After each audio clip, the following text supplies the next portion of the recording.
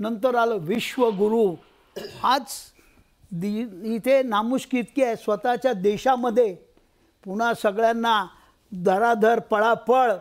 आता हे कसं काय मान्य करायचं विश्वगुरु? श्रीकांतजी, एक विषय तुमच्याशीच बोलावं लागणार सारखं सारखं.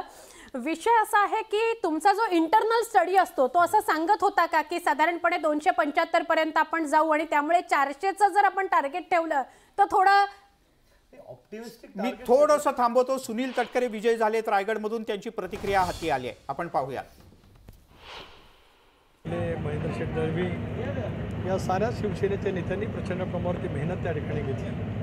रवी शेठ पाटील, जयश्री पाटील, केदार साठे, डॉक्टर विनय नातू, भारतीय जनता पक्षाच्या आमचे सतीश धारप या सर्वांनी प्रचंड प्रमाणावरती मेहनत त्या ठिकाणी निश्चितपणाने घेतलेली आहे. काही मतदारसंघातले इक्वेशन काही वेळेला वेगळे राहतात, काही प्रमाणामध्ये आम्ही त्या ठिकाणी कदाचित कमी पडलो असू, पण त्या साऱ्याची कसर विधानसभेला भरून काढू. शेकापच्या जयंत पाटलांनी ज्या पद्धतीनं दंड थोपटले होते त्यांना अपयश आले काय मताधिक्य मिळवण्यात? आता त्यांना यश आलं आहे का अपयश आलं ते तुम्ही त्यांना विचारलेलं बरं, पण मला आज नक्की त्या ठिकाणी सांगायचं आहे की माझ्या यशामुळे मीनाक्षीताईच्या आत्म्याला शांती मिळाली असेल. चला, ओके ओके. माझे सहकारी सुनील तटकरे यांनी विजय मिळवला आहे रायगडमध्ये. इथे खूप वेगळ्या प्रकारची गणितांची जुळवाजुळव सुनील तटकरे यांना शेवटच्या क्षणापर्यंत करायला लागली होती. सेनेतली नाराजी, शिवसेना शिंदे गटातल्या अंतर्गत काही गोष्टी, भाजपची नाराजी, या सगळ्याची मोठ बांधत अखेर सुनील तटकरे यांनी रायगडमधून विजय मिळवला आहे. पण श्रीकांतजी, ज्या चर्चा ज्या मुद्द्यावरनं सुरू झाली तिथे परत आणतो.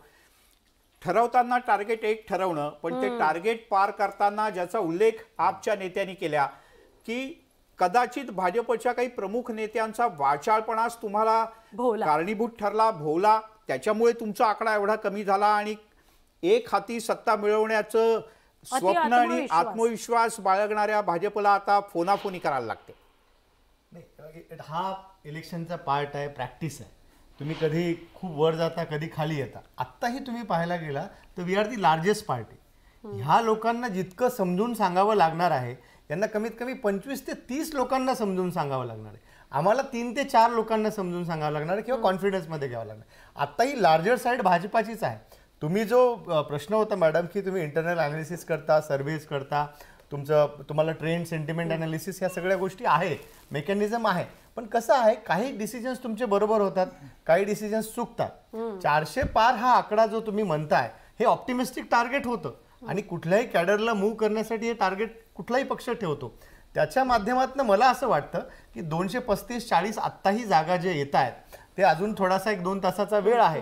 आणि पण खूपच तुक्के लावले आणि ते चुकले असं झालेलं चित्र दिसतंय. महाराष्ट्रात आताही 250च्या जवळ होते, त्यांच्या 250च्या जवळ आनंदराव वेगळे आहेत. त्यांनी सांगितलं 400 कशासाठी पाहिजे आम्हाला, देशाची राज्यघटना बदलायची आहे. लोकसभेत जर बहुमत असेल, राज्यसभेत बहुमत असेल तर कायदा आम्ही बदलू शकतो.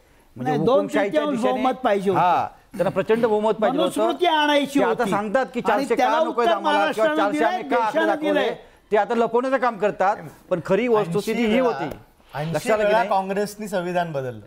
80 वेळा संविधान कायदा दुरुस्ती केली, कायदा दुरुस्ती केली. आपल्या घटनेमध्ये कायदा दुरुस्ती करण्याच्या